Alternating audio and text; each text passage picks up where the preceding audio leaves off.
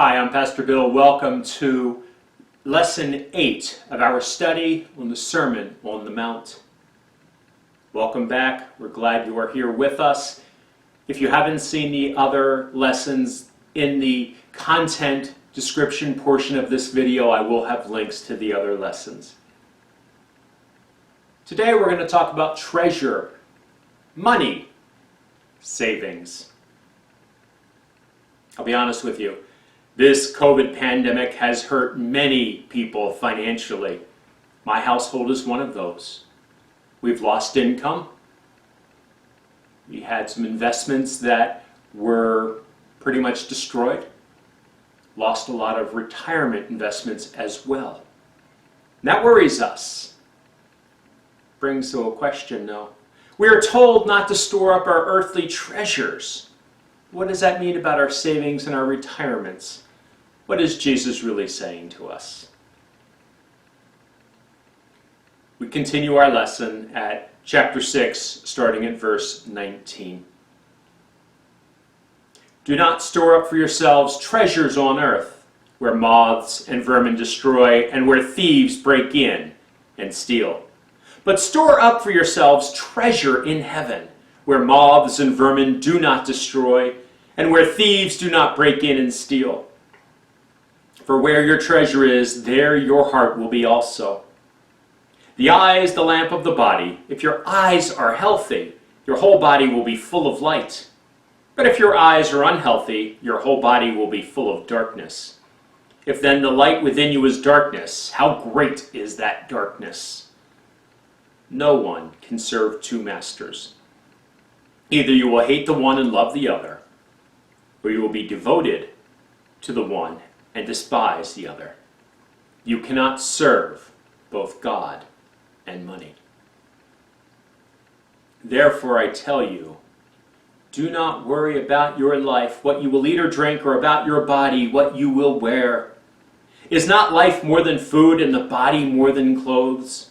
Look at the birds of the air. They do not sow or reap or store away in barns, yet your heavenly Father feeds them. Are you not much more valuable than they? Can any one of you, by worrying, add a single hour to your life? And why do you worry about clothes? See how the flowers of the field grow. They do not labor or spin, yet I tell you that not even Solomon in all his splendor was dressed like one of these. If that is how God clothes the grass of the field, which is here today and tomorrow thrown into the fire, will he not much more clothe you, you of little faith? So do not worry, saying, what shall we eat, or what shall we drink, or what shall we wear? For the pagans run after all these things, and your heavenly Father knows that you need them. But seek first his kingdom and righteousness, and all these things will be given to you as well. Therefore do not worry about tomorrow, for tomorrow will worry about itself. Each day has enough trouble of its own. This is the word of the Lord. Thanks be to God. So, here we go. Jesus says to not store up earthly treasures, rather to store up heavenly treasures. Does that mean we shouldn't have savings accounts, property, retirement accounts? I don't think so. Obviously, we need to take care of ourselves. We need to take care of our families. That does take possessions. It takes money. We work. We need to pay our bills. We need to make sure that we feed our families. And once we retire, we need to live on something. What, however, I think Jesus is talking about here is how wrapped up are we getting in these things? Yeah, there are nights when we don't sleep as well because of financial crises. There are nights when we worry, how are we going to be able to take care of these things? Are we going to be able to retire? Can we repair that needs to be done?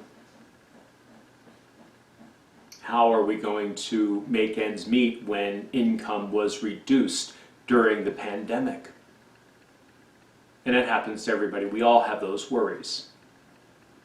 Jesus says, do not worry. And I know it's so hard. And I tell you my story to tell you that it is hard. I know that. I get it. But in this parable, in this story, in this passage, I think Jesus is trying to say to have faith, to stay with God. Don't be so wrapped up in making money that you lose sight of what you're called to do. And that's what it comes down to. What is your calling in life? What are you called to do? What is God calling you to do? Does that take precedence over making money? To be a follower of Jesus Christ, does that take precedence over making money? It should. We should give our lives to God and follow God. You still have a job, you still work, you can still keep savings, you can have a comfortable life. Would keep God in front. John Wesley, the founder of the Methodist Church, he had said, make all you can, save all you can, give away all you can. The idea that you should be able to make a good living. Make the money. Work hard, make your money. Save as much of it as you can, and then give it away. Don't hold on to it forever. Don't save it thinking, oh, I'll have this forever, because you're not going to be here forever. None of us are. But use it for good. Use it for godly purposes. That's important. That is important. And that helps us store up the heavenly treasures. The text, you cannot serve God and money. Actually, in the Greek and in some English versions, you'll see the word mammon. Mammon. You cannot serve God and mammon. And that's an important designation, because mammon is actually money that you got the wrong way. Maybe you didn't honestly work for it. Maybe you might have done something that was a little illegal or a little immoral to get it. Or you made it at the expense of others. And so often we miss that point in this. You can't serve God and then serve money as your master, especially money that you're making in an immoral or unethical way. And you can't serve God and money both as masters. One has to be the master. One has to be the master. If all you're concerned about is making money, then God is not in charge of your life.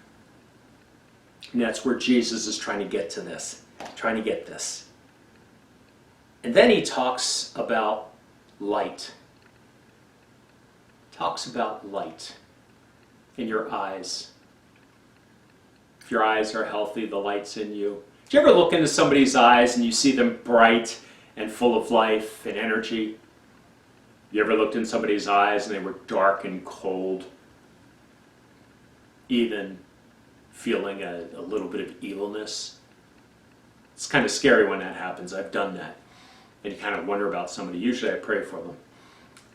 And that's not everybody. But there are some people out there that they're lost. And maybe that's because God's not first in their life. And they're so hard and wrapped up on making money or making possessions or whatever it is that they've missed life with God. Well, Jesus talks about sight in John as well in the 9th chapter. He heals a man who's blind. And in many of the healing stories of all the Gospels, when somebody is blind, there's usually some sort of thing that Jesus says in there about who can really see. The man who was blind sees Jesus for who he is. Bartimaeus cries out, "Son of David, have mercy on me." While the people there, some of them there, don't recognize Jesus as Son of David. Bartimaeus, the blind guy, sees this. Then there's the blind man who knows Jesus healed him. Everybody else is like, well, who did it? Who did it? Jesus did. I've been blind since birth. Jesus healed me. That's John chapter 9. And that was the one where the apostles, they asked Jesus, who sinned that this man was blind? Did he sin, or was it his parents? And I always find that interesting, because He was born blind. So what sin did this baby before he was even born do that caused him to be blind, in that idea that God punished him for being a sinner? And Jesus is like, this is for the glory of God, to show you something. He heals him. The man saw far more when he was blind than many of the people around him saw with their sight. Jesus says, do not worry. And sometimes worry does show a lack of faith. We do worry about things. Worry about my family, my wife, my daughter. Worry about them. But sometimes we have this incessant worry that we allow to just eat at you. You know that what's that? The voice in your head. This is going to go wrong. That's going to go wrong. The other thing's going to go wrong. Have some faith. Instead of letting that worry get to you. I mean, worry's going to happen. You can push it away. You can deal with it. Instead of letting it get to you, think about godly things and how having faith can strengthen you. And Jesus says, look at the birds of the air. God clothes them in splendor. The grass of the field, go out in the middle of the spring. We're finally coming to spring, and we're going to start seeing things popping up and all these colors coming out. They're beautiful. And it happens every year. If I go outside right now, even though there's still snow out there and it's melting, there are bulbs pushing up every year. I don't do a thing. We planted them, that's it. They come up every year, and they're beautiful. And it's a good reminder that God is in control. It's a good lesson of faith. These bulbs will come up. They will be beautiful. They'll remind me of God. Sometimes we need to look at what we're running after. We need to pay attention to what we're doing. And this time of Lent is a great time to consider that. To slow down, take a step back. What am I worried about? What am I trying to get in life? What are my goals? And is God in front of all of those leading me? Throughout this upcoming week, just take a few moments and think about that. Think about where you are. Do you worry too much? Are you allowing that worry to cause you issues? If so, think about what Jesus says.